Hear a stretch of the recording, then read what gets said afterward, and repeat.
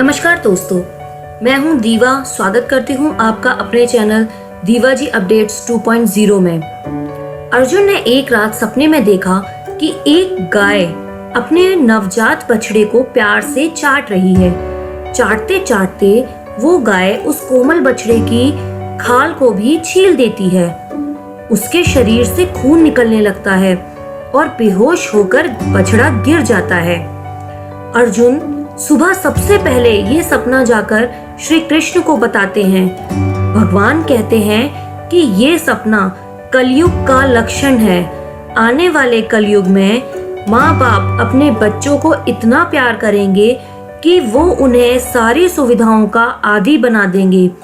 बच्चे उन सुविधाओं में डूबकर अपना ही नुकसान करने लगेंगे। सारी सुख सुविधाओं को आसानी से पाकर उनके महत्व को ना समझते हुए उनकी आदत बना लेंगे। आजकल हो भी यही रहा है।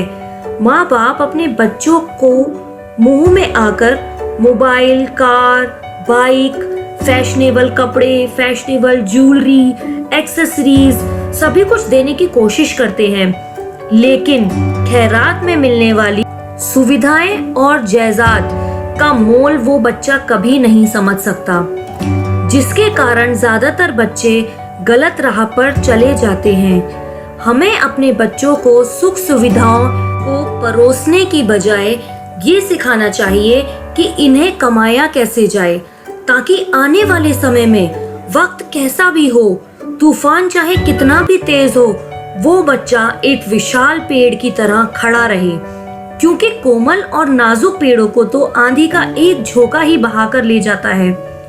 बच्चों को अपनी मेहनत पर भरोसा रखना सिखाए, अपनी किस्मत पर नहीं। किस्मत इंसान खुद भी बदल सकता है। अगर असली सुख और खुशी बच्चों को देनी है तो उसे सहारा देना चाहिए। बाहरी सुख सुविधा से तो सिर्फ उसे कुछ दिन का आराम मिलेगा, मगर जो मेहनत करना सीख जाएगा तो उसे जिंदगी भर का आराम मिलेगा।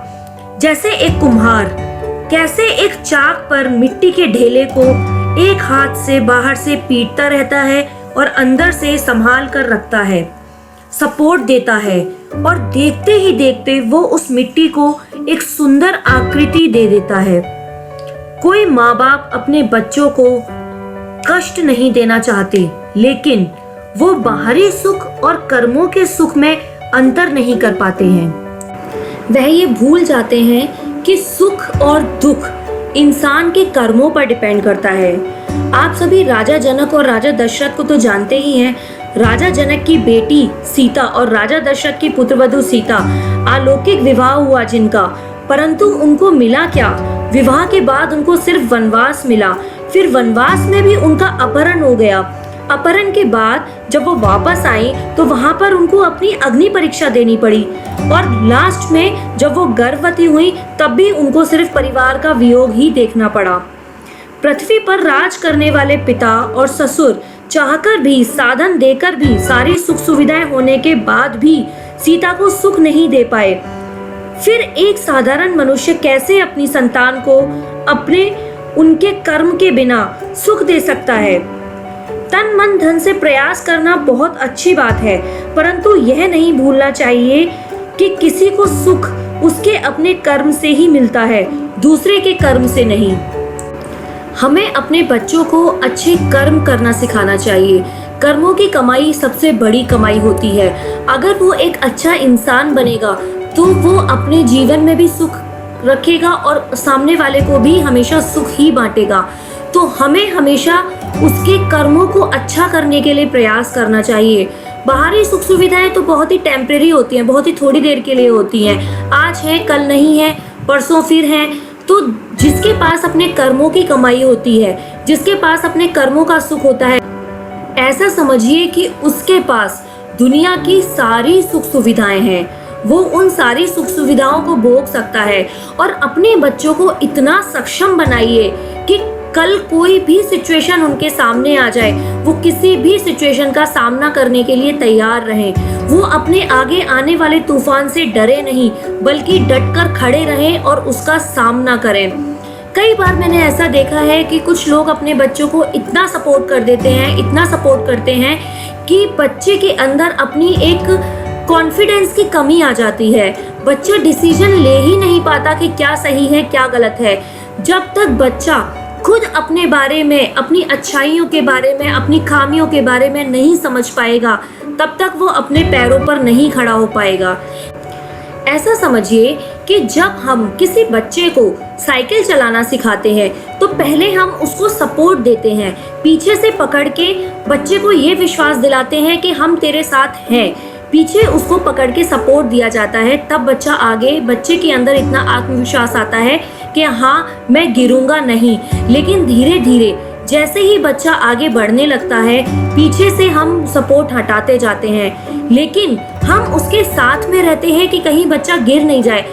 पर जब तक बच्चा अपने आप बिना किसी सपोर्ट के साइकिल नहीं चलाएगा, तब तक उस बच्चे को साइकिल चलानी नहीं आएगी। तो हमें इन दोनों चीज के बीच में बैलेंस बनाना बहुत जरूरी है कि बच्चे को हमारा सपोर्ट चाहिए और कितना चाहिए। हद से ज्यादा सपोर्ट बच्चे को कहीं ना कहीं एक तरीके से बच्चे को नुकसान भी पहुंचा सकता है। तो दोस्तों, मैं अपनी इस वीडियो में यही बताना चाहती हूँ कि किसी को सपोर्ट करना, किसी के साथ चलना बहुत अच्छी बात है, लेकिन उसको अपने ऊपर एकदम आश्रित कर लेना ये बहुत गलत बात है। हमें अपने बच्चों को ये सिखाना चाहिए कि आने वाला समय बहुत कठोर है, चाहे कुछ भी हो जाए, तुम्हें एक विशाल पेड़ की तरह उस तूफान के आगे खड़े रहना है। चाहे आंधी कितनी भी तेज हो, तुम्हें डटकर उसका सामना करना है, उससे डरना नहीं है, उसके सामने झुकना नहीं है, बल्कि आंखों में आंखें डालकर उस परेशानी का हल निकालना है। अगर बच्चे ने ये चीज़ें सीख ली तो बच्चे की सफलता बच्चे की मुट्ठी में होगी। तो मैं बस इस वीडियो में इतना ही कहना चाहती हूँ कि बच्चों को अपने ऊपर आश्रित ना करके उनको अपने पैरों पर खड़े होना सिखाइए। बच्चों को सुख सुविधाएं देना अच्छी बात है, लेकिन उनको उसका आदी बनाना बहुत ही गलत बात है। इन दोनों चीज़ों में बहुत ही छोटा सा डिफरेंस होता है, बहुत ही छोटी सी लाइन होती है। तो इन दोनों चीज़ों के बीच में बैलेंस बनाना बहुत ज़रूरी है।